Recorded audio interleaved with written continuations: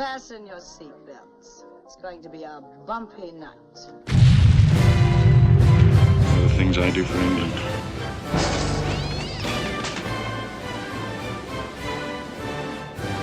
Hello again, and welcome to Blondes and Bombshells Class 10, Rape Culture. Yes, we've finally gotten there, folks, the upsetting class. You knew it was coming, I knew it was coming, we've all been dreading this, but as noble and true scholars of the cinema, it is our duty and obligation to pursue our studies even to this dark and unfortunate field. As always, I'm your host, Professor Saporin, and as always, I will be taking attendance, but in a new and unique way that has never been done before, just to make sure that you are actually watching this video authentically at 5:30 p.m. on Tuesday, like you're supposed to, or earlier. Earlier is always an option.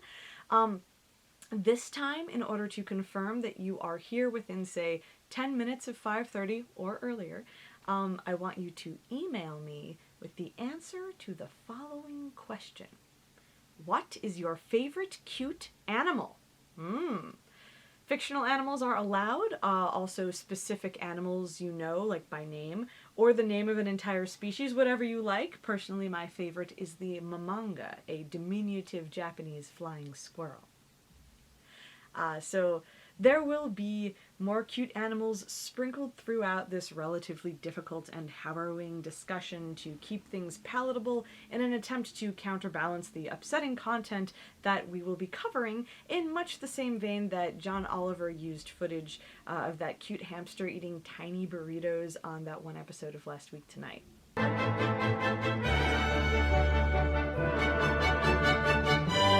There will, of course, also be another assignment whose due date and other specifics will be revealed, scattered throughout this video, as always, to make sure that you're watching it all the way through. There is an alternate option, which you will find out about shortly. Yeah, so just keep watching for now. I'm gonna keep you on your toes to find out what comes next. Ooh, are you on the edge of your seat? I know I am. Now, before I begin our main discussion tonight, I really wanted to comment on what great work you guys have been turning in with your online assignments. Kudos, good for you, keep it up. This has been just amazing. There are a lot of really awesome responses in the last journal assignment we did in particular, the one where we talked about the gender nudity bias, and I just wanted to share some of the thoughts, perspectives, and concepts that people brought up here right now with the rest of the class, because I thought they were super valuable and too good not to share. A few people brought up the gender nudity bias's influence on real-life culture, specifically social media, with one person noting how on Instagram, women who post self-objectifying photos of themselves in very revealing clothing or sexy poses tend to get more followers, while the same is not true for men. I think this is a very interesting intersection between the sexual burden, as we've discussed it, the patriarchy, media, and technology that transcends the top-down organization of the film industry that we usually talk about, and illustrates the ways in which decades worth of objectifying portrayals of women have influenced the culture to the point where it's now springing up from below in a sort of grassroots-oriented fashion, like it's authentically become a part of the culture. I think this goes to show really just how much impact these tropes have on real women in real life. And they actually incentivize women to self-objectify in order to grow their brand, a sort of sexualized hijacking of the high engagement-oriented algorithms that promote things on social media, and of course a furtherance of the idea of women taking on the sexual burden in our culture and all the implications thereof. I had another student who identifies as a lesbian bring up a very valuable and all too seldom discussed perspective on the implicit male gaze and the gender nudity bias. I'm going to write a direct quote here, or rather read a direct quote. She writes, "As a lesbian, I enjoy women's bodies, duh. However, the way I view women sexually cannot be parallel to men because women's bodies have never existed as commodities to be used by other women. I'm sexually attracted to women, but there is a level of empathy that is impossible for a man to understand. I can truly put myself in that woman's shoes, while a man cannot." I think that's a very, very important thing to, hold in your minds there. The idea of the commodification of women, specifically for the consumption, say that 3 times fast, of men, and not other women. That, there are portions of the population who are focused on and portions who are ignored, and media has a different, impact and a different, way to be read by different viewers. We're talking about gaze theory, you know it.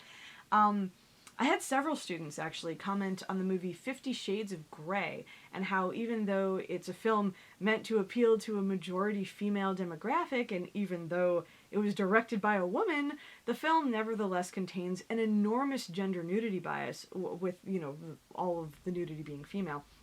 With one student pointing out that while we see the female character explicitly naked multiple times throughout the film, the male character, who is supposedly the more sexually liberated one, literally keeps his pants on during sex scenes. I mean, like, mind-boggling, right? I think this really illustrates how much the gender nudity bias has penetrated into our culture. It exists as the default to the extent that women's preferences are simply not considered. They are disregarded even in media supposedly intended for women. Oh, man. Kudos to all of you who brought up these. There's more, though. I'm not done. As a part of the same discussion, one student also brought, I think, a really interesting point up about the MPAA guidelines for showing full frontal male nudity in film. I actually did some research on this and came across a fascinating Cinema Blend article that I wanted to bring to your attention. The article is entitled "The Incredibly Strange Rules the MPAA Has About Penises According to Nicholas Stoller," and it's by Eric Eisenberg if you wanted to look it up. In it, writer-director Nicholas Stoller states, and this is a quote, "I never had any issues with MPAA. If it's R-rated, you can basically do anything. You just can't show erect penises. This is the thing with the penis. Holds out hand with fingers curled and slowly flattens his palm." The rest of the quote is on this page. Hold on. He continues to say, "It's like NC-17. Including flopping. If you want to flop, you flop left to right, not up to down. That's an actual thing." Now, this is still the quote. Interestingly, during the same process, Nicholas Stoller did learn that there is an option that filmmakers can use if they really must feature an erect penis on screen. And this is Stoller. "The 2 movies I noticed that had erect penises that are the South Park movie and Scary Movie, but the penises are detached. You don't see them attached to a body." And that's the end of the article quote. These are apparently real MPAA guidelines that apply to films to this day. I find this fascinating, as I told the student in my response email. This is one of the last pieces of film censorship still in play, and interestingly, it's clearly put in place to protect the most symbolically vulnerable aspect of masculinity, the phallus. The phallus is very much the symbol of male power, at least in a Freudian sense, and yet its specific image and proportions as they exist on a real human individual are deeply tied to a culture of entrenched toxic masculine insecurity. I find it fascinating that it is this symbol, this image, that is the very last holdout, the last thing that film censorship continues to protect. Everything else is kind of free game. The MPAA guideline seems to be like the final fig leaf, the last battlement safeguarding the precariously balanced filmic patriarchy in a world filled with rising awareness of the gender and sexual imbalances inherent in our systems. So, in other words, the gender nudity bias is literally entrenched in the film rating system as we know it. Interesting. And problematic. I want to share one more response that actually did not come from this class, but I think it's very valuable and I want to share it with you. My best friend is a transgender person. She was assigned male at birth, but is female. She had this to say: "I always saw female nudity as a reminder that I was lacking. Kind of a, unless you fit this sexy sex mold, you will never be desired. As a trans female, I always wanted to be more feminine, and I think I interpreted these things as how to be a woman. I mean, it was media by men for men. mostly, and they were spelling it out for us what they thought the ideal female was. Now, it's especially interesting to me as a person on the genderqueer spectrum with gender dysphoria that moves in the opposite direction from my friend who wants to be more feminine, for me wanting to be more, gender neutral and hence, I guess, more masculine than my, assigned at birth gender. The gender nudity bias has always activated my dysphoria in a similar but opposite kind of way. For me, personally, rather than seeing it as a here's what you should look like kind of thing, which, judging from the class's entries, seem to be how a lot of cisgendered women see it, I actually saw it as here's how people already see you, as some disgustingly over feminine sex pot whore. And as a kid going through gender dysphoria, this was a literal nightmare scenario to me. And it has been throughout my life one of my greatest fears that the world will somehow see me the way that media portrays hypersexualized women in films, magazines, TV, etc. So I find it really interesting how these concepts kind of work on all levels to the disadvantage of women, regardless of our particular perspective. Whether you're gay or straight, trans or cis, or anything in between, basically everyone seems to be harmed by these disproportionately hypersexualized portrayals. This seems to cut across the board. It doesn't matter what kind of woman you are. And on some level, I think this is because these portrayals are all about putting women on display as objects and ultimately, therefore, under someone else's control. And that, unfortunately, provides a very apropos transition to our main discussion tonight, the discussion of rape and rape culture in film. First of all, I want to preface this discussion by saying that from this point on, it's going to get rough. I apologize. I want to be thoughtful about the sensitive nature of this very difficult subject, so if it's too emotionally troubling for anyone, this time and this time alone, you are allowed to fast forward through the clips, so long as you get a sense of their general content. I know a lot of them are upsetting, and it'll be easy to get a visual sense if you just scrub through. Or if you really need to, I guess you will be even allowed to stop watching, provided that you email me to let me know exactly where you stopped and ask for my lecture notes, which I should let you know is a huge amount of reading. So fair warning to the slackers in the audience who are just going to email me to get out of work. Eat less slackers! So you'll still be responsible for the material and the vocabulary that we cover regardless. I just figure it might be easier to read than to watch if this is particularly troubling for you. And I don't want to trip anybody's PTSD or cause any unnecessary harm. I don't want this to be too traumatizing for anybody. And I understand how rough this discussion can be for some viewers, so trigger warning. Let me also preface this by saying that I personally have not been raped, although I do know people who have. However, if you feel that anything that I say is not adequately thoughtful or sensitive to the subject, I welcome and appreciate your thoughts. I really do, so please don't hesitate to email me and let me know. This is going to be a rough one, so you've been warned. Okay, so let's start this discussion slowly by taking a look at a phrase that gets thrown around an awful lot today, and which will be one of your vocabulary terms: rape culture. Rape culture is defined as a society or environment whose prevailing attitudes have the effect of normalizing or trivializing sexual assault or abuse.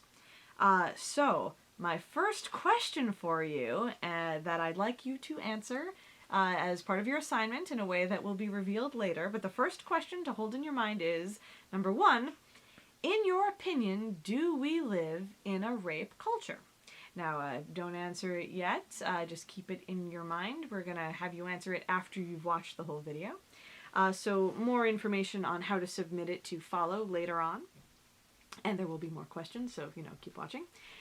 So not to influence your answer or anything, but let's take a look at Emily Autumn's song, Thank God I'm Pretty, intercut with some admittedly extremely disturbing and exploitative moments of female objectification and violence against women as commonly depicted on films and television shows in the mainstream. Before we watch this clip, however, I want you to run a gender swap experiment in your minds. When we watch this clip, ask yourself, as it is playing, what if we lived in a world where the past 60 plus years of film and television history were full of portrayals of this sort of thing that you're about to see happening to men exclusively and not women? Keep that in your mind. Let's play the clip.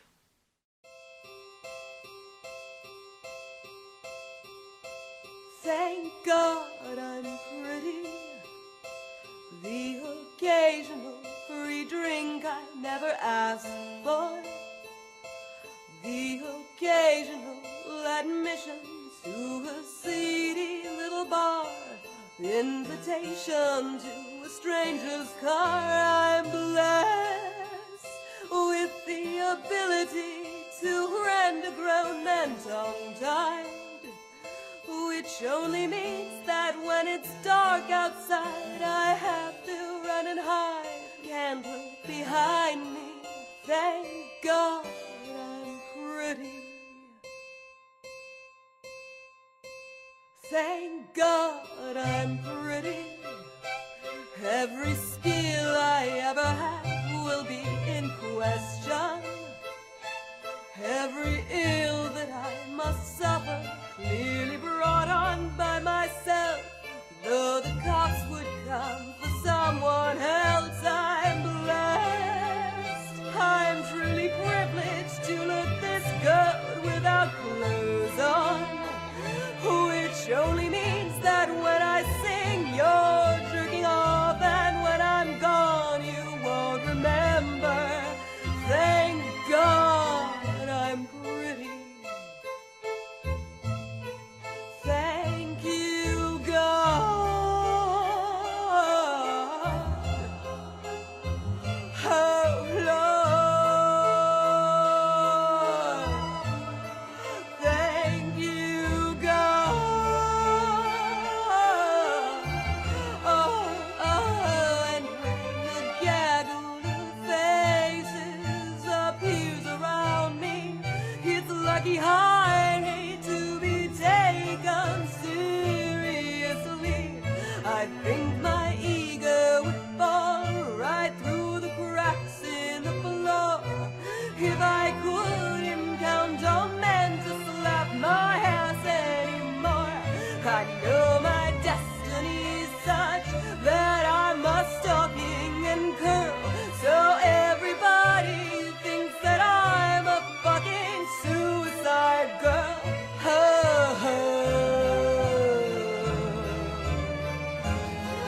Thank you, God,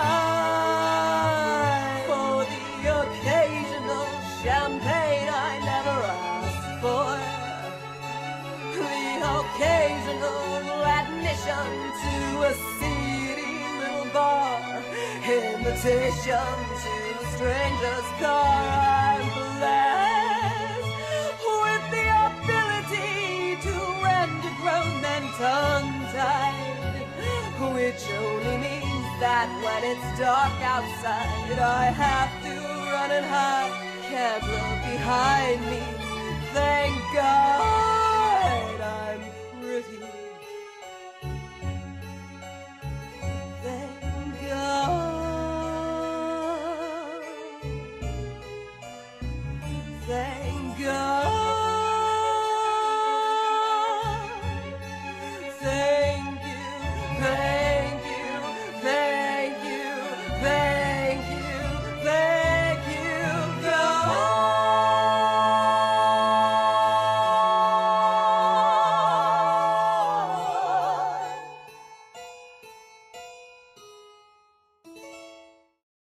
Okay, you still with me? I know that was extremely rough. Thanks so much for sticking around. I really appreciate it. Let's come down from that for a second.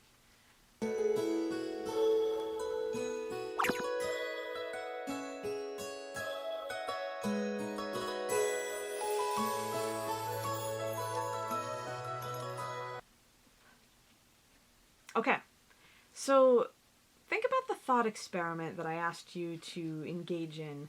Turn it over in your mind. What if we had the better part of a century of filmic culture's graphic depictions of male rape or sexual assault, of men being licked and fondled against their will by, say, larger, like, more disgusting, awful men, or larger, more disgusting, awful women, or whoever, and how, you know, like, maybe men cried and struggled and were always universally overpowered and violently raped in a way that the camera weirdly often chose to depict as somehow sexy at the victim's expense. What if our culture was exposed to these images as only applying to men and not to women, the way that they are currently depicted as really only applying to women and not to men? I think in all realistic probability, we would then be living in a culture where men would be constantly looking over their shoulder when they, you know, walked home in the dark, or, you know, constantly keeping their keys ready in their hands when they walked to their car through the parking lot at night. You know, and constantly viewing themselves as being somehow inherently vulnerable, inherently weak, and inherently unsafe in a way that would define their very existence and everyday lives. Because here's the thing. Unfortunately, anyone can be raped. There's nothing about having a penis that makes you somehow immune to being raped. Men have butts. In fact, anyone with orifices can be raped, and that's a human universality. Unlike what film and other media tends to portray, rape is absolutely not a crime that only victimizes women. In fact, there are thousands of men who are raped every year in the United States alone, possibly tens of thousands, pointing to the idea that this is a human issue, not somehow just a woman's issue, as it is regularly discussed and portrayed as being. As a matter of fact, rape disproportionately involves men and not necessarily women, as male-on-male rape is much more common than female-on-male or female-on-female rape, not to dismiss these issues at all because they are all very serious. But it's basically at the point where it's hard to argue that rape isn't actually more of a man's issue than a woman's. So, like we were saying, in the overwhelming majority of rapes, a male is involved in some way, either as the perpetrator or as the victim, in a way that women are not necessarily always involved. And, you know, granted, like I said, there is female on female rape, there is female on male rape, but these are rarer. So I want to quote some statistics for you now. Here are some facts, some not fun facts from the CDC. A quote, "In a nationally representative study of adults, nearly 1 in 5, that's 18.3%, of women, and 1 in 71 men, that's 1.4%, reported experiencing rape at some time in their lives."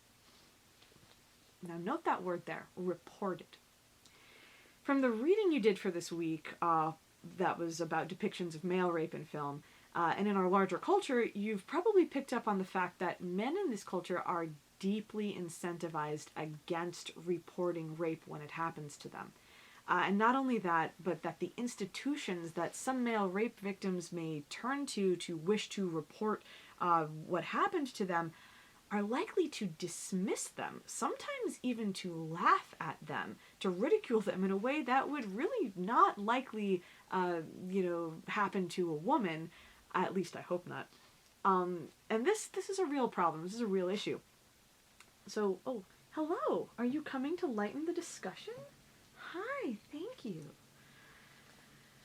So, keep in mind that while reported male rape is so much significantly lower than reported female rape, we cannot know how much rape actually goes on for either gender, as so much of it goes unreported, and I suspect a much larger number of men are probably raped every year than we know about, due to the cultural pressure on male victims not to report their rapes to authorities. As a matter of fact, unfortunately, of the 2 rape victims who I know personally, both of them are men, and neither of them reported their rapes.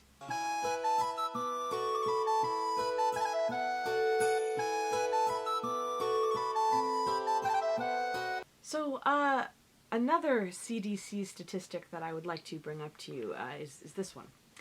This is another quote.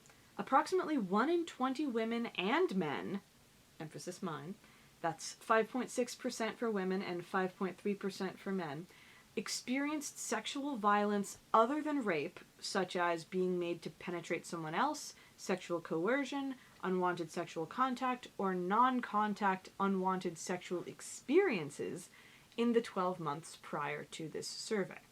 So roughly equal rates between men and women there. That's interesting, isn't it? When the question is not about the word rape itself, but of other kinds of sexual coercion that are tangent or similar to rape, men report having them in roughly equal proportions to women. I find this fascinating and perhaps very telling. It strikes me that perhaps the difference in male and female experience is not quite so pronounced as our culture would have us believe when it comes to this sort of thing.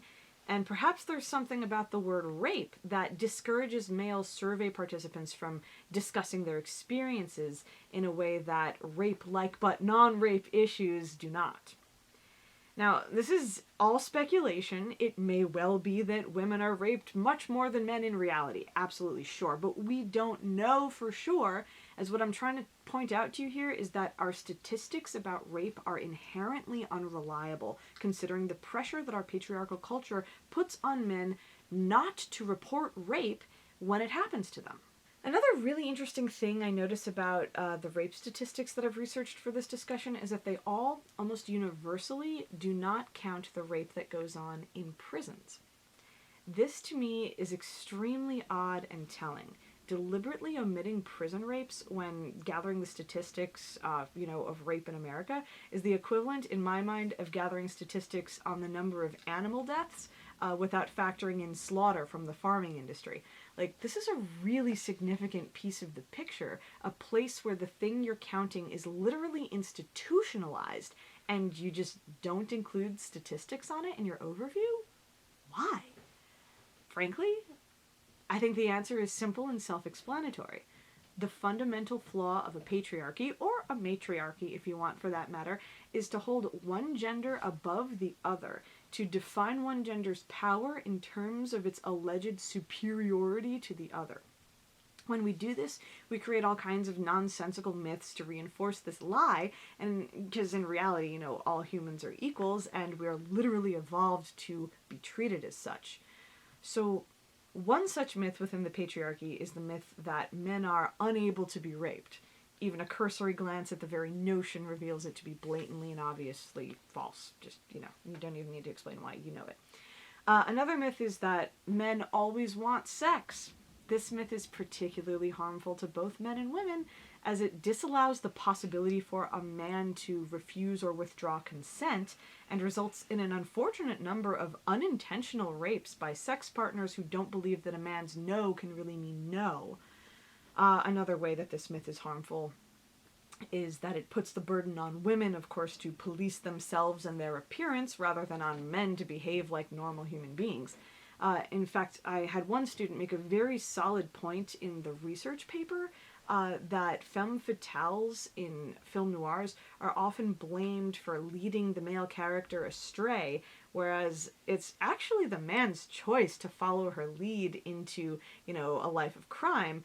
And for some reason, this is just not really how it's discussed, even by cinema scholars. I thought that was a pretty keen observation.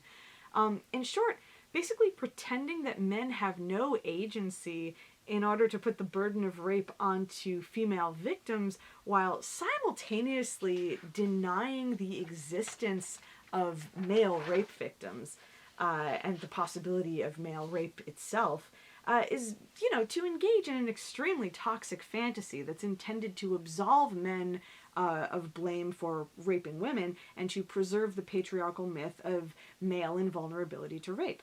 This hurts women, obviously, by sculpting a false cultural narrative of weakness and vulnerability, when in truth men are just as easily drugged or coerced or whatever and raped as women. It could happen to anybody. And it hurts men by denying their ability to withdraw consent or to refuse, to say no, and of course silencing male rape victims on an unknowably large scale.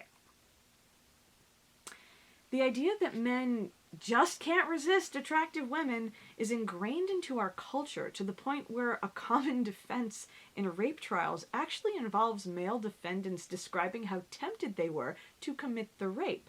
Whereas for any other crime, describing how tempted one was to commit the crime is seen as an admission of guilt, not as a valid defense.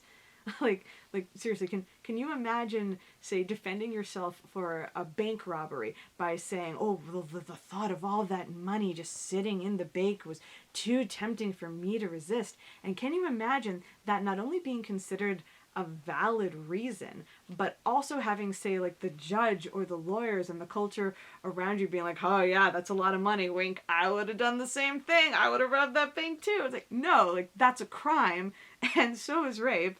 But there's this weird difference in how it's treated because of this false gendering of the crime of rape in a way that I think, is very fictional and very constructed by our media and our shared cultural narratives. So it is the gendered nature of this myth that makes the issue of rape so very toxic, so very painful, and so very difficult to discuss in our society, as rape has been falsely coded in our culture as something that only happens to women, when in reality, rape happens to humans, and as my husband pointed out, also dolphins.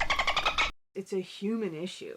If anything, disproportionately, a man's issue. So I want you to think about these things that we've been talking about, turn them over in your mind for a while, and answer my second question. Ah, yes, you remember the first one because you've been watching this all the way through, right? Well, here is the second one out of 3, so expect the third question on the bell strikes 1. So in what ways, this is question 2, in what ways, if any, do you think our culture would be different if the portrayal of rape throughout all of film history were gender swapped? If, say, for every female rape or sexual assault that you see in film, like we saw in that horrible little compilation clip to the song Thank God I'm So Pretty, if all of those were happening to men, how would our culture be different? That's your question. More information later on how to submit it. As a side note, I'd also like to point out how the depiction of rape in film is pretty inaccurate, statistically speaking, and how this compromises the narrative that rape in film is somehow a cautionary tale for women's safety or whatever some people claim. So this is based on studies by Linda Cooklands in TV dramas and film. The most common rape narrative is, number 1, the victim is attacked by an unseen stranger rapist. Number 2, she suffers severe psychological and physical damage. Number 3, the rape is then avenged by a male good guy whose righteousness is contrasted with the rapist's depravity. And 4, the victim's passivity is emphasized and the focus is on the righteous male hero. And of course, I would add 5, rape victims are almost exclusively female. It's like, that's so taken for granted that Cooklands didn't even think to add it to her list. So there's a bunch of examples of this, some of which we will be seeing clips of. The Virgin Spring, Straw Dogs, Dirty Harry, Last House on the Left, Death Wish, Training Day, Taken, and others. Now the counterpoint. Number 1, 2/3 of all rapes are committed by someone well known to the victim. According to the CDC, only 13.8% of rapes were from complete strangers, whereas in filmic and even most real-life TV news stories, the vast majority of rapes that are depicted or talked about on the news are committed by strangers. Number 2, damage suffered by rape victims is not always obvious. Some people have delayed reactions. This is true for both men and women.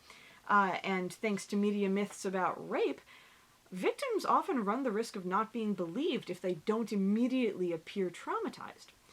Number 3, the rape avenged by a male good guy. This trope is obviously a cute little patriarchal fiction, a nice thought maybe, but not exactly always practical in real life when, law applies and vigilante justice is kind of frowned upon by our systems.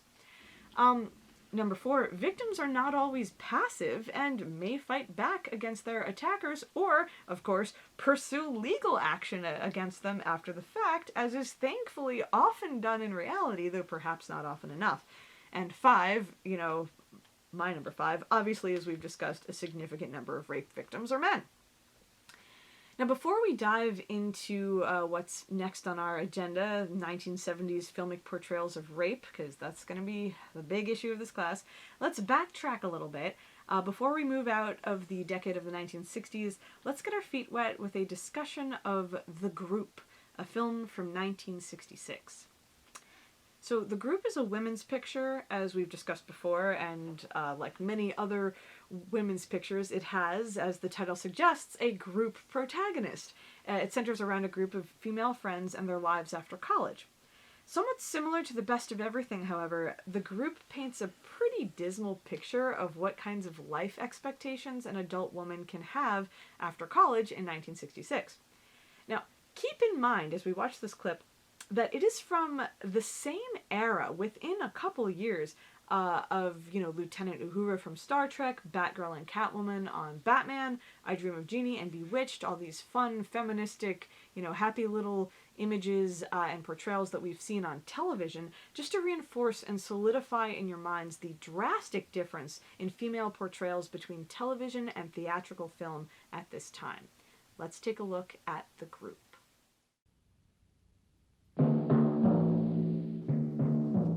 This is The Group. And this is The Group.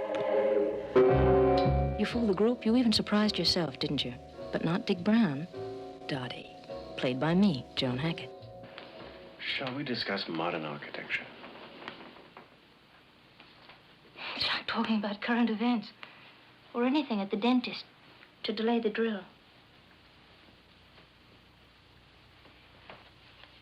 Turned out rather funny, didn't it? She was small and shy and a Democrat, while her husband was a pediatrician and a Republican. He was experimenting with Pris and the baby. I'm Elizabeth Hartman, who plays Pris in The Group.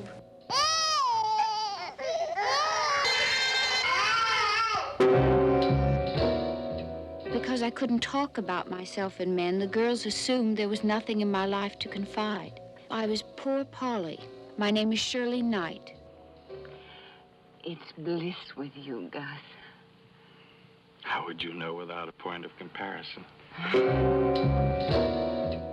Plump, lazy, and the richest girl in the group is Pokey, played in the film by me, Mary Robin Red.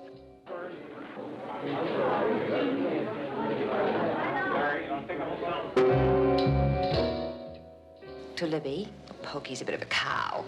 Poor Polly. Well, she's sweet. Kay's on the verge of a nervous breakdown or worse. But I love them. They're my group. I'm Jessica Walter, who portrays Libby. Oh, no, Niels, please. Oh, no. No. Oh, that's enough. No! That's enough! It's not that I don't like men. I simply haven't found the right one. Helena is the girl I play. I'm Kathleen Widows. I think you should decide to do without sex. Do without sex. Lots of women do and thrive on it. Do you know what your friend Kay used to say about you? That you're a neuter. I've heard that. The first to marry, the first to find a job, and the first to leave the group. I'm Joanna Pettit, who portrays Kay. Oh, you bastard! Well, there you are. Snobbish, fierce, contradictory, and controversial. I'm Candace Bergen, who portrays Lakey in The Group. She was lovely when I first asked her to join us. She was like a wildflower. She had a fine, strong back. Tapering waist. Were you in love with Kay? This is The Group.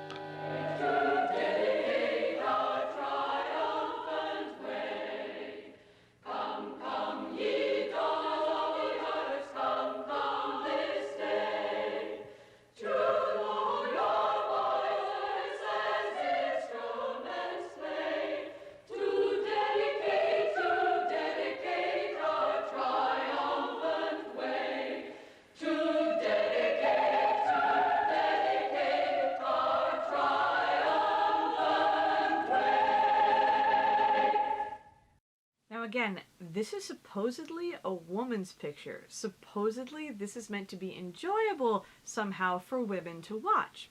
And unfortunately, that's really just the tip of the iceberg with the group. The film contains some really traumatic scenes of violence against women that you saw just a little glimpse of in that trailer, plus one extremely disturbing scene of non-consensual breastfeeding forced onto one of the main characters by hospital staff when she has a baby, a scene which I will spare you because it is honestly one of the most upsetting things I've ever seen in my life. And it really, it depicts the horrors of how poorly the medical industry, particularly maternity wards, can treat women in reality, not to mention male film directors directing this kind of scene in a film. Of course, this is a scene of full frontal nudity for the actress, who seems to be genuinely and extremely uncomfortable with what's going on, which is really what makes the scene so horrible, traumatic, and extremely painful to watch. Now, can you imagine a male equivalent of that? Forcing a man to, say, let a baby suck on his privates for a film to the point where the actor playing the man literally started crying? That's what we're talking about here. I'm sorry.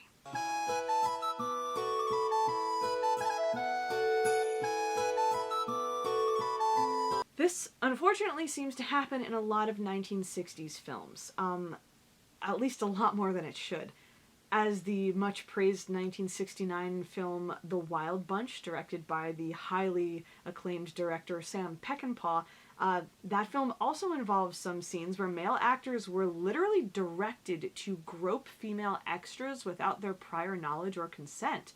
But Peckinpah got away with it because it was the 60s and he died in the 80s, way before the Me Too movement. And unfortunately, the only thing film scholars really seem to remember about him is what a great filmmaker he was.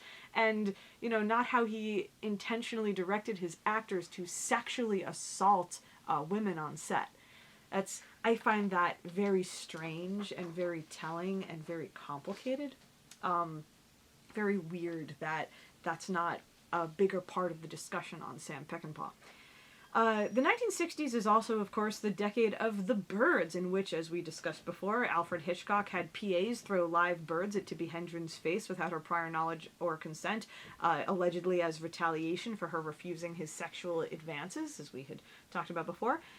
In short, the 60s was a problematic decade for the treatment of actresses on film. And the replacement of the Hays Code with the rating system in 1968 only really furthered the problematic nature of this issue by introducing and popularizing the mainstream acceptability of female and not male nudity on screen, female and not male rape scenes, and overall putting actresses in a very different and much more vulnerable negotiating position than they had ever been in before at any other time prior in film history. A problem which still persists and unfortunately to an extent really defines both the acting profession and the film industry to this day.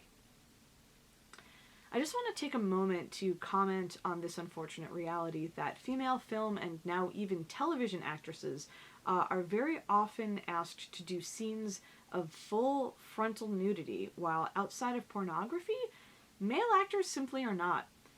This is a very difficult, very real situation in my experience because I went to NYU Film School and had a lot of overlap and interaction with students in the acting department, several of whom I had befriended back in college. But in our adult lives, unfortunately, it seems like the experience of the female actors I know involves a much greater expectation that they'll do sex scenes, be naked, or show their bodies in a sexually revealing way in order to get an acting job, and this is simply not the experience of the male actors that I know. I've even actually been in situations myself where I've seen actresses get hired for film roles clearly by virtue of having unintentionally aroused a male casting director with their performance. I've also noticed that casting calls run by men disproportionately do screen tests for sexualizing scenes for women, even when these scenes are not important to the character, and even when these scenes are ultimately not going to be used or will be significantly watered down in the finished film. This seems to go on in Hollywood all the time. If you look up audition footage for all kinds of female roles that have nothing to do with sex, you will find that the scenes that actresses are overwhelmingly tested for, theoretically the most important scenes in the film, are often either sexualizing or victimizing, frequently actual or metaphorical rape scenes, regardless of the actual content of the role, up to and including even totally kid-friendly film roles like Rey, the female protagonist of the new Star Wars films. I know it's jumping forward a bit in time, but let's just take a look at a clip of Daisy Ridley's audition tape for Rey, and then compare it to a male actor's audition experience, Mark Hamill's audition tape, for a very similar role, his role of Luke Skywalker. Where am I? You're my guest. When we brought her in, I asked her to do this one scene, sort of this torture scene, very sort of intense, and she just blew my mind. She's reaching this depth of struggle, and tears were streaming down her face. I thought, this is unbelievable. And I asked her to stop, gave her a couple adjustments, do it again, and she did it again, and I thought, oh my God. I guarantee he would have disappointed you. Get out of my head. Well, I brought you here. Now what? We have to find the rebels. What we're carrying belongs to them. The bases are very well hidden. All the power of the Empire can't find them. Do you know where they are? No, not anymore. Yeah, no. Well, I'm not taking you on an impossible search across the galaxy. I was hired to bring you here. Now you're here. Give me my other 5,000. You're on your own. I'll let you off in the nearest system. You can't. Look, we've come this far. We must find them. Why? Well, for one reason, you don't have your other 5,000.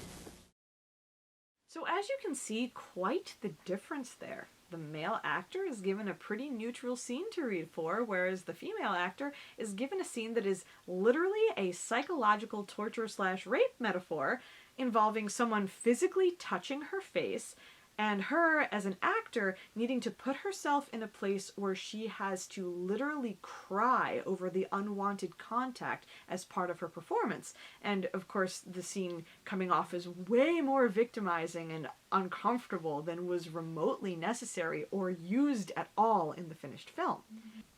I've seen a lot of this stuff go on in my experience, and I have to say the difference in gender treatment of actors is extremely noticeable. The more that you see actors being cast for things, the more that you study audition clips, the more that you talk to actors, the more that you will notice this. Now, while the casting couch has perhaps always been an issue throughout all of Hollywood film history, and as I've said before, does also affect men sometimes, the question of what an actor's skill set entails did not used to be this different for women and for men. Before the gender nudity bias really got big in film during the 1960s, female actors were not being asked to do scenes so very different from what was being asked of male actors. Women were simply not required to do such a disproportionate number of nude scenes or sexualized auditions. Roles were a lot more even in terms of the expectation of actual acting skill, and film content was much less exploitative of women in general than it would later become due to the changeover from the Hays Code to the MPAA rating system, which has remained an issue in film history ever since. So all of this comes together to expand what we in cinema studies call the horizon of expectations. The horizon of expectations basically refers to what viewers could conceivably expect to see in films, both in terms of content in general, but also in terms of violence and nudity and all that kind of stuff. During the era of the, of classical Hollywood cinema and the Hays Code and all of that, there was a relatively narrow, relatively set horizon of expectations that filmmakers could rely on and trust not to go beyond a certain point. Now, in the late 60s and 70s, this is where the horizon of expectations begins to expand and grow increasingly broad due to the end of the Hays Code, of course, and the institution of the rating system. And this, of course, like we talked about, happened in part as the real-world breakdown of the Hollywood system as we know it, the Paramount decision, competition from television, and all of that.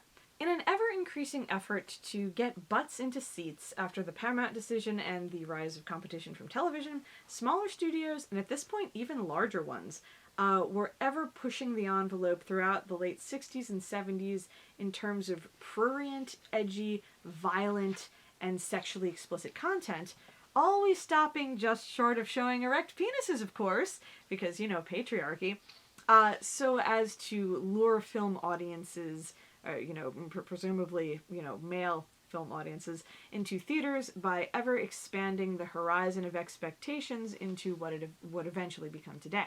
Now, we talked about before how in 1975, Jaws, that's really like the marker when the movie Jaws comes out. That is the moment that convinces Hollywood that the adolescent male demographic is their majority demographic, and that, of course, adds to, you know, it throws gasoline on this fire of hypersexualization of women and all this other stuff that we've been discussing. Now think about that for a sec, the horizon of expectations and what can't be shown. We can show, thanks to the expansion of the horizon of expectations that happened in the 60s and 70s, mostly the 70s, we can show all this horrible stuff happening to women like we saw in the Thank God I'm So Pretty clip, but we still can't show a man's penis in a sexualized manner, even in a wholesome, consensual sex scene. Just think about that for a sec. Let that sink in for a minute. That's what we're up against here. Now, one of the things to emerge from the expansion of the horizon of expectations was a little thing called the exploitation genre. Exploitation genre. We talked about blaxploitation. Blaxploitation! Also a vocab term. A sort of subgenre, but blaxploitation is a sort of subgenre of exploitation in which all the main characters are black, and the exploitation genre itself, by Google's definition, encompasses films that attempt to succeed financially by exploiting current trends, niche genres, or lurid content. Exploitation films are generally low-grade B-movies.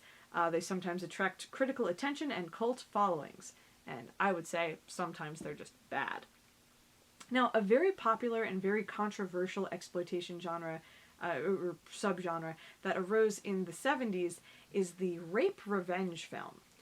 The plot of these films tends to follow the trajectory of depicting the rape of a woman, often explicitly and gratuitously, often shot in a way that sexualizes the woman's pain and emphasizes the pleasure of her attackers in a really gross, highly unrealistic, and sadistic male-gazy kind of way. Following this, the woman will then track down and murder all of her attackers in a one-by-one Kill Bill style. In fact, the film Kill Bill owes a lot to this rape revenge subgenre. And theoretically, that is supposed to provide some sort of catharsis to the audience.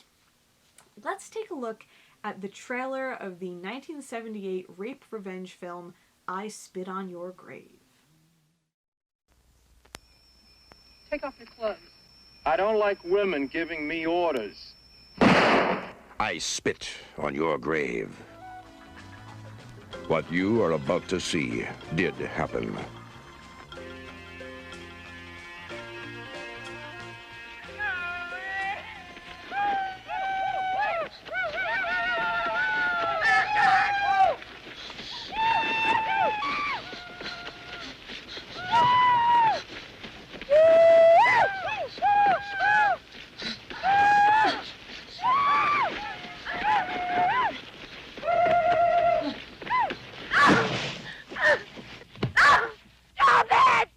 I spit on your grave.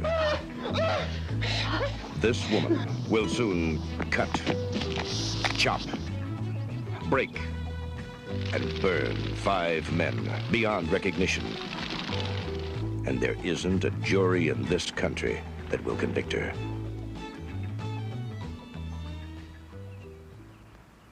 I'll give you something to remember for the rest of your life.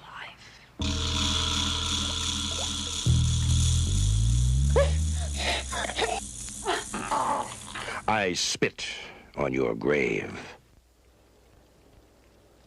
Relax. Oh, yeah. I'll make you feel like you've never felt before. God bless your hands. Wait till you feel this. Oh, yeah, that's fantastic. No, not that. I spit on your grave.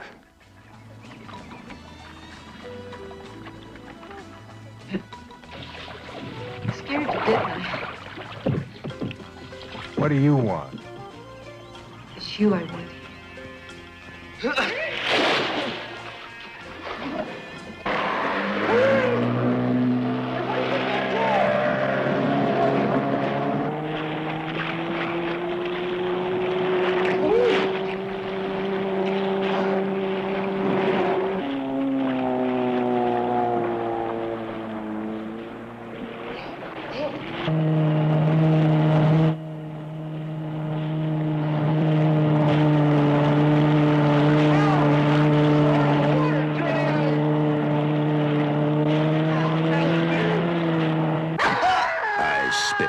On your grave.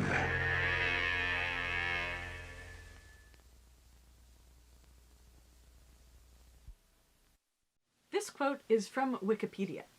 I Spit on Your Grave is noted for its very controversial depiction of extreme graphic violence, in particular the lengthy depictions of gang rape that take up 30 minutes of the film's runtime. Film critic Roger Ebert became one of the most notable detractors of the film, calling it a vile bag of garbage. The film remains highly controversial to this day, even being considered to be one of the worst films ever made. End quote. Another film of this genre and same time period is the film Lipstick from 1976. Let's take a look at the trailer for it now. Shake your head again. Throw it down. Brush the hair down. Get down. Go way down and up like that. Fabulous like that. Great.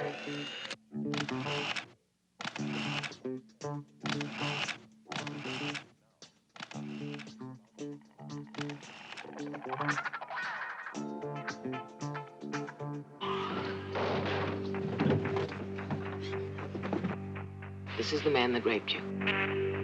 Great like that. I didn't exactly get cut, but he knocked me around. Beautiful.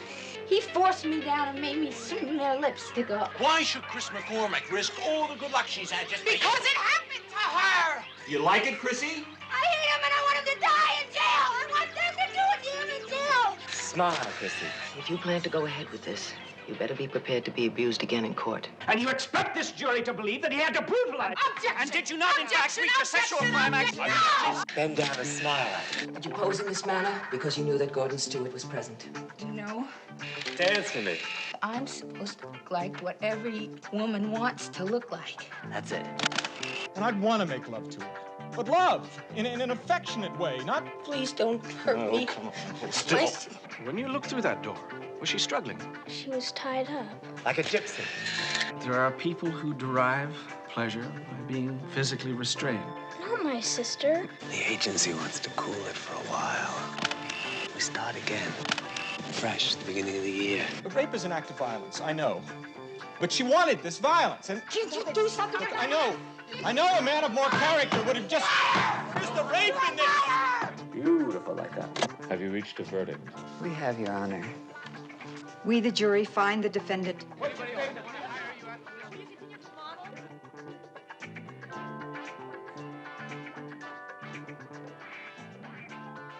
I should have done something. Called the police.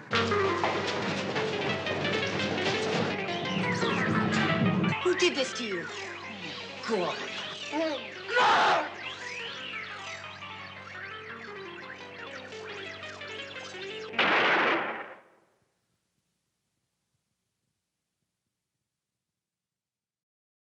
Now this is interesting to me. Here we have a genre that is famously exploitative to women, to the point at which it is literally called the exploitation genre, with the subgenre name that literally contains the word rape, combined with filmic events that increasingly exploited women throughout the previous 2 decades, the 60s and the 70s, all coinciding with the advent of second-wave feminism. That's right, second-wave feminism! One of your old vocabulary words. You know it. You know it. Basically, second-wave feminism emerged in gradual stages around the world throughout the early 1960s as a sort of delayed reaction to the forced domesticity of the post-war era. Feminist literature like French feminist Simone de Beauvoir's The Second Sex, which first explained and decried the ways in which patriarchy views women as other. Betty Friedan's The Feminine Mystique, which explained the trap of domesticity, and even John F. Kennedy's Presidential Commission on the Status of Women in 1963 highlighted gender equality in a very serious way for the first time really since the 1920s. It was in 1961 that the oral contraceptive pill first became legally available to women in the United States, enabling women to pursue careers with less of a threat of unwanted pregnancy to derail their ambitions. I should mention here, by the way, that the original development of the contraceptive pill also included the creation of an analogous pill for men. Interestingly, while this pill also worked just fine, the doctors developing it realized that the common side effects, discomfort, bloating, and all that, were something that they believed women at the time were more likely to tolerate than men, because women, in their opinion, could expect to accept a lower standard of living than men could. And we're still widely using the female contraceptive pill to this day, whereas the male pill kind of fell by the wayside. Not so fun fact. Again, we see the same overlap that we've been talking about all semester. As women's power rises in the real world, so portrayals of women become increasingly exploitative, negative, and limiting in the mainstream media, to the point where the trope of filmic rape, itself a kind of vision into stealing someone else's sexual autonomy in an effort to make oneself feel more powerful in a heavily symbolically gendered way, becomes ubiquitous throughout film history from this point onward. This, again, is basically Naomi Wolf's The Beauty Myth in a nutshell.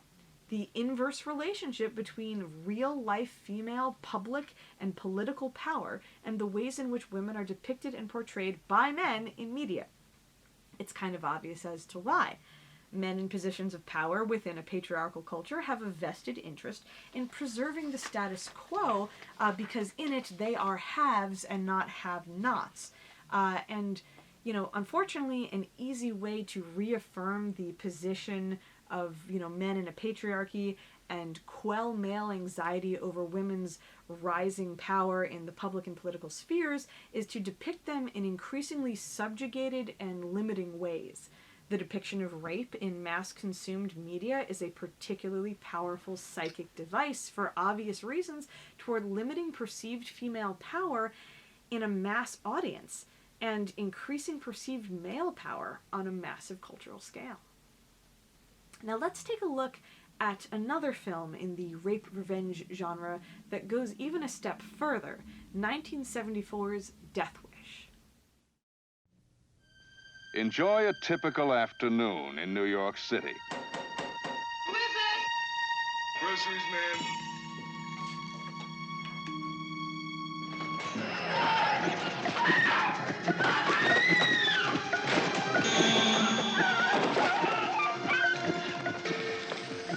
Hey, Mother.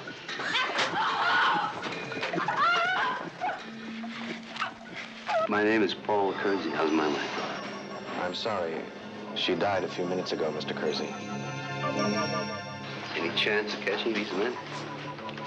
There's a chance, sure. Just a chance. I'd be less than honest if I gave you more hope, Mr. Kersey. This is Paul Kersey.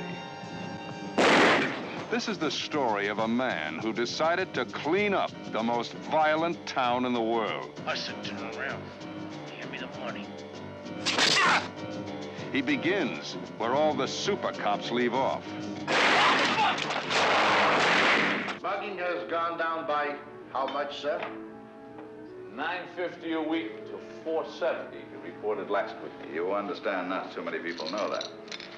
And you want to keep it that way, huh? Oh, no, we have to keep it that way, Inspector. This whole city would explode. And if this person is listening to my voice, I urge him in the name of law and order to desist from this one-man crusade and turn himself in to the police. Let's see the money, man. Call him a mad vigilante. Call him a hero. Either way, he's always on target. We want you to get out of New York. Permanently. Never make a death wish.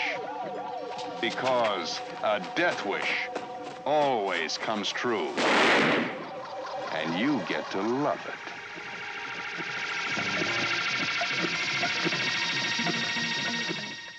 Now, one thing that might help that clip be a little more palatable to you is the information that one of the extras who attacks the woman at the beginning of that trailer is played by a young Jeff Goldblum. That's right, Jeff Goldblum, one of the least threatening men who has ever lived, the guy who behaves like a butterfly, who was just turned into a human being about 5 minutes ago and is in love with everything he sees. So obviously he's playing a bit against type there, but you know, it's like he's practically an extra in this film. The movie Death Wish is a classic example of what we in the business now call fridging. Fridging. Fridging basically refers to the practice of using a female character's rape, murder, permanent injury, or other horrifyingly traumatic event as a mere plot device to motivate the actions of a male character. The term comes to cinema studies from the world of superhero comics, actually, specifically a particularly grisly Green Lantern comic from 1994, in which the Green Lantern finds the mutilated remains of his dead girlfriend stuffed in a refrigerator by a villain upon whom he must now avenge himself. Wow. Comics in particular abound with instances of fridging female characters, especially female superheroes, often by crippling or otherwise depowering them in a way that just doesn't seem to happen to male characters for some reason. We have Batgirl crippled in The Killing Joke, a comic from 1988, and not cured or returned to her powerful superhero identity until 2011, and still there are some people who complain about that being unrealistic. Whereas Superman literally died in a comic in 1992, but was brought back within the next year.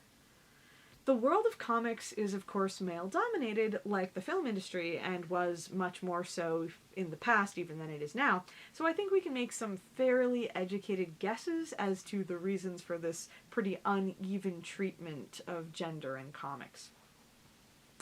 Now, these tropes have permeated filmic culture ever since the 1960s, and have grown increasingly intense with time. A sort of spiritual successor to Death Wish is the 2009 film Taken, which, as you will see, is not only a prime example of fridging, but one that uses real-life human trafficking statistics as a sort of a scare tactic for the audience, particularly the female audience, to try to scare them into maybe perceiving themselves as inherently vulnerable. Let's take a look at Taken.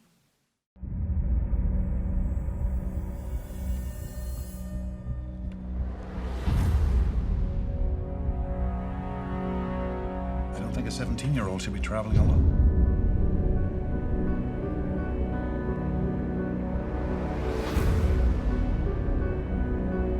There is a party tonight at school. Want to come? 2 girls around 18.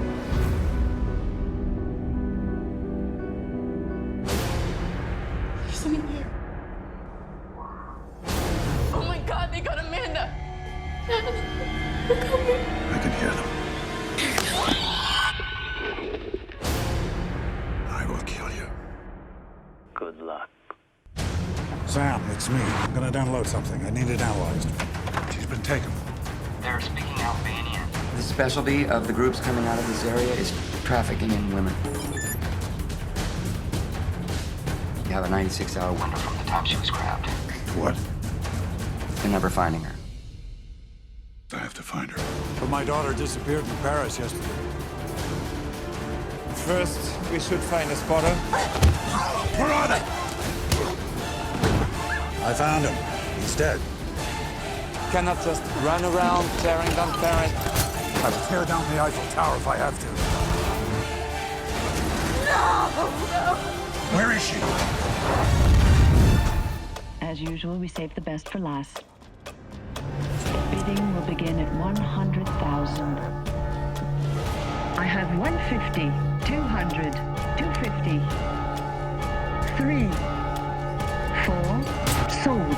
Please understand, it was all business. It wasn't personal. It's all personal to me.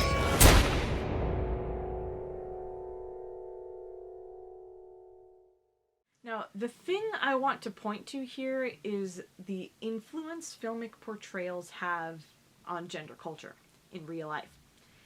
Here's what I'd like to point out. Through these portrayals, we can see clearly that women are being portrayed as vulnerable victims, people highly at risk for being raped, kidnapped, trafficked, etc. And I want to ask you, do you think that this might perhaps encourage the average person to perceive women as inherently more vulnerable and therefore perhaps easier to take advantage of than men? This is a bit of a sticky wicket as it becomes increasingly difficult to separate the influence of filmic portrayals from the reality on the ground, and vice versa, because the two are sort of eternally locked in a mutually influential feedback cycle. Say that 3 times fast. Mutually influential feedback cycle. There we go. Suppose, for example, we had over 60 years of filmic culture that depicted graphic portrayals of male rape and not female rape. Constant gratuitous depictions that sexualize the victim for the perpetrator's pleasure. Do you think that this might have affected who gets desired, who gets kidnapped, or who gets raped in the real world?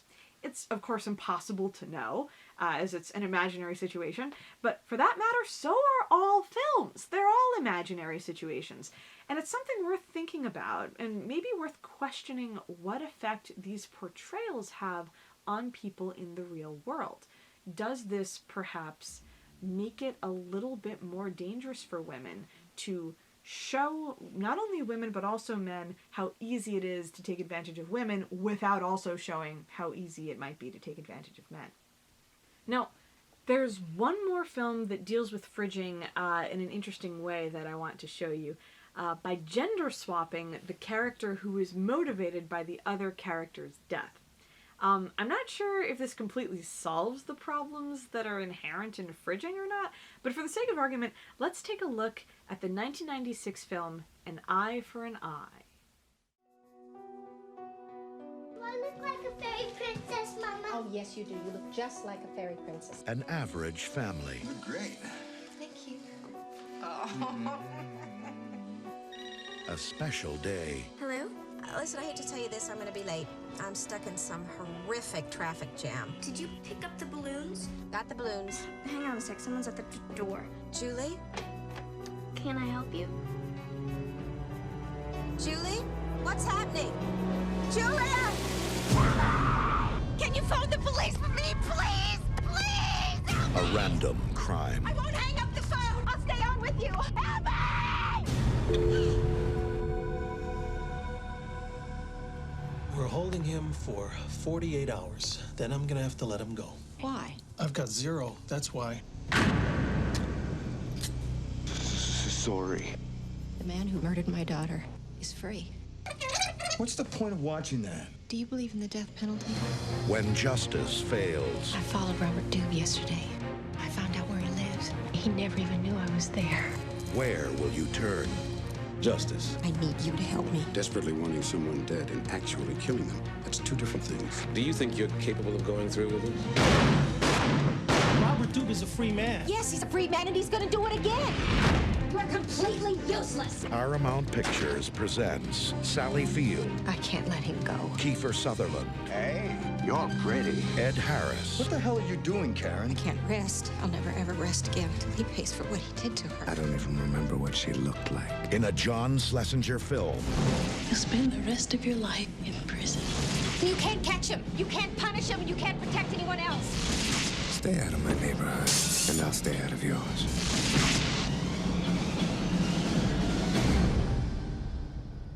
What are you gonna do? Shoot me?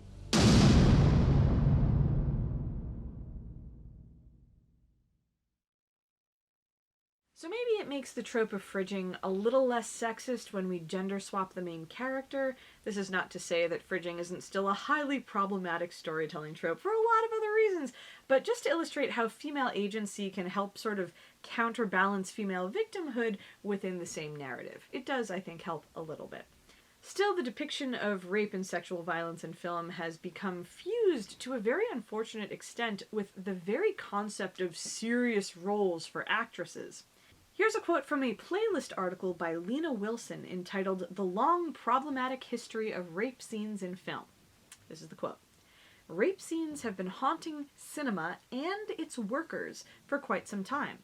Though once a low-budget subgenre that drew sneers from critics, the rape revenge film has evolved into a critical darling.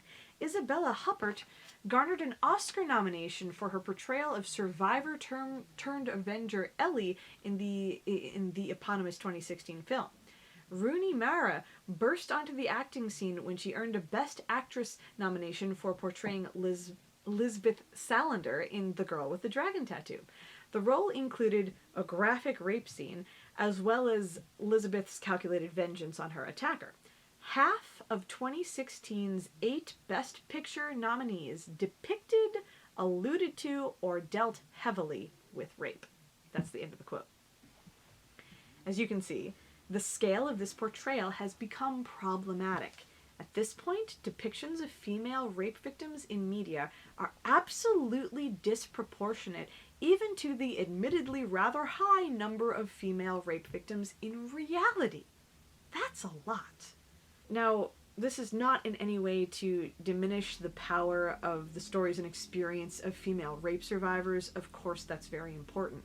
But I think it bears asking, why are we continuing to tell the same extremely exploitative, extremely victimizing, and extremely limiting story about women as rape victims over and over and over again in our media? Why are we holding these stories up on such a high pedestal that they've become understood as Oscar bait roles for actresses? Can you imagine if this were the case for men? Think about that for a sec.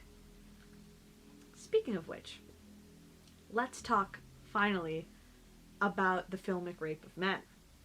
Now, perhaps the most famous instance of it is, as the article that you read discussed, the infamous squeal like a pig scene from Deliverance in 1972. Let's take a look at that scene right now.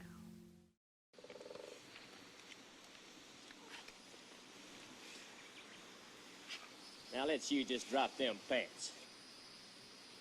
Drop? Just take them right off. I mean, what's this all about? Don't say anything, just do it. Just drop them, boy. You ever had your balls cut off, you fucking ape? Lord. Look there. That's sharp, a bit of shave of hair. Why don't you try it and see? Lord. Deliver us from all. With all that little old bitty shirt there, too.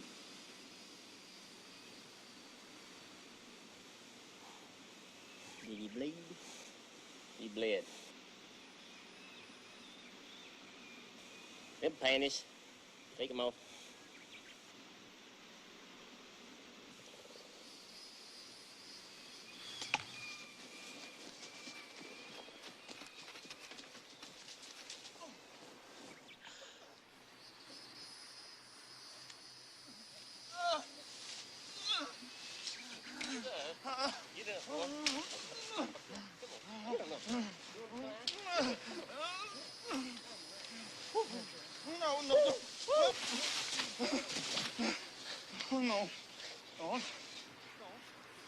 Don't.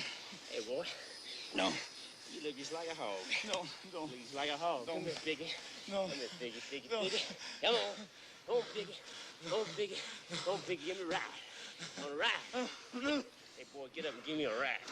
All right. Get up and give me a ride, boy. All right. All right. Get up. All right. Get up there. No. Come on. No. Come on. No.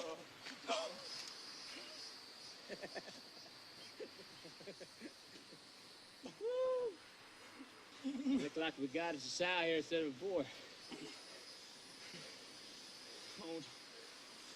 Don't. No, boy. I bet you can squeal. I bet you can squeal like a pig. Oh. Go ahead, squeal. Squeal now. Squeal. Squeal. Squeal louder. Louder. Louder. Louder. Louder. Louder. Get down there, boy. Louder. Hey, them britches down. Yes, sir. You do better than that, boy. You do better than that. Come on, squeal. Squeal.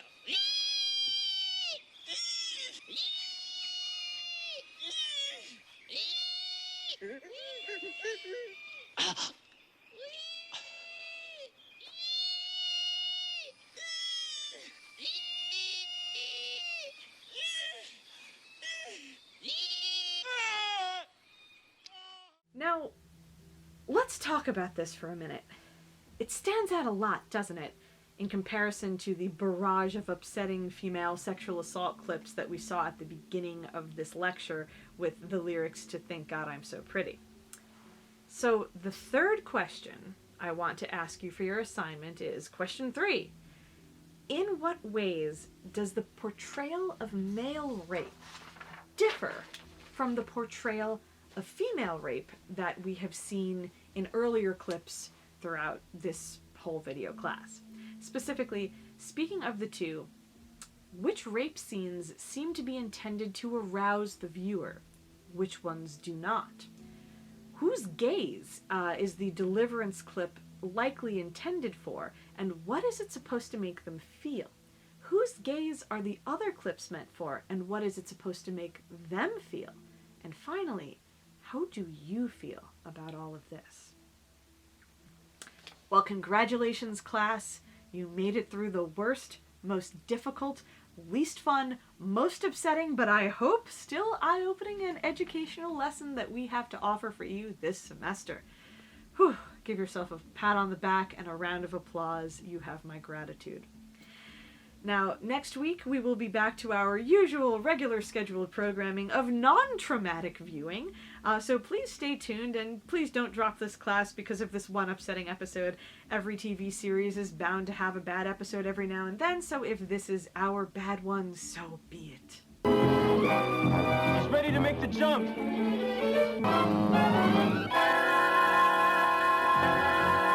Your assignment, the 3 questions that I asked you to answer, are to be posted on the discussion board of Web Campus, and I will give extra credit to anyone who responds to a classmate's post, provided that it is constructive, civil, and polite. The assignment will be due, as usual, by midnight tonight, so good luck. Also, next week's readings will be posted within a day or so. One is a scanned reading, the other is an online link. And you have one more assignment that is not a reading assignment. In fact, it is your first viewing assignment, and I think it's your only viewing assignment this semester, that will be due next week. You must watch the original Terminator movie from 1984 all the way through. This will be, again, vital viewing. It's very important that you do it, as it, it's one of the greatest sci-fi blockbuster films ever made, and I will be discussing huge spoilers for it in our next class. So if you were ever going to watch it in your life and haven't already done so, now is the time. And if you have already seen it, but it's been, years ago, you might want to refresh it in your mind, because, I might be, we might be checking to see if you did this. So Terminator, the original 1984 Terminator, not any of the sequels, the first one, is available on basically every streaming service that exists. You can rent it on YouTube or Amazon Prime for like $2 or $3. It's also on iTunes, Vudu, Hulu, Google Play, and may even be available via some streaming services available at like certain local library websites. Check yours and find out if you can watch Terminator. So watch the original Terminator movie, because I'm definitely going to be testing whether or not you did in our next class episode. So watch it. It's a great film. Okay? You've got your assignments, and my undying appreciation as your professor for sitting through this very difficult lesson. Good work, congratulations, and enjoy some more cute animal videos.